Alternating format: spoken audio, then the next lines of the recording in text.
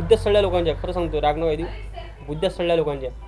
नमस्कार मित्रांनो, कशा आहात? मजेत असणार ना? मजेत तुम्ही कधी असणार माहीत आहे का? ज्यावेळी तुम्ही पोरीच्या नादात दूर असणार तेव्हाच मजेत असणार. पोरीच्या नादात जर असणार तर टेन्शन असणारच जीवाले. आज माझ्या गर्लफ्रेंडचा फोन नाही आला, आज बोलली नाही, आज गुड मॉर्निंग नाही पाठवलं, असले विचार राहणारच आहात. जर त्या गोष्टी दूर असणार, मस्त नो टेन्शन राहायचं माणसानं.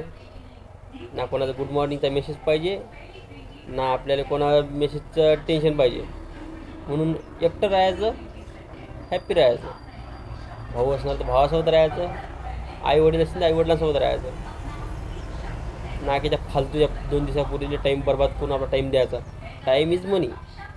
टाईम हा पैशापेक्षा मौल्यवान आहे. तुम्ही आपला महत्त्वाचा टाईम त्या पुरीसाठी देऊ राहिले, जे की 2 दिवस येते तुमच्याशी काय हाय हॅलो बोलते, बस त्याच्यासाठीच.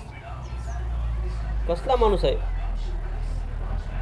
आजकाल? नाही ना बुद्ध्या सगळ्या लोकांच्या, खरं सांगतो राग नका देऊ, बुद्ध्या सगळ्या लोकांच्या. 2 दिवसा पुरीसाठी आपल्या मायबाप सोडून राहिले, आपल्या भावाला सोडून राहिले. काय करू राहिले तुम्ही?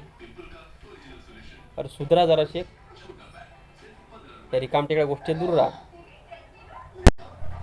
राग नका देऊ. पटलं असणार तर लाईक कर जा.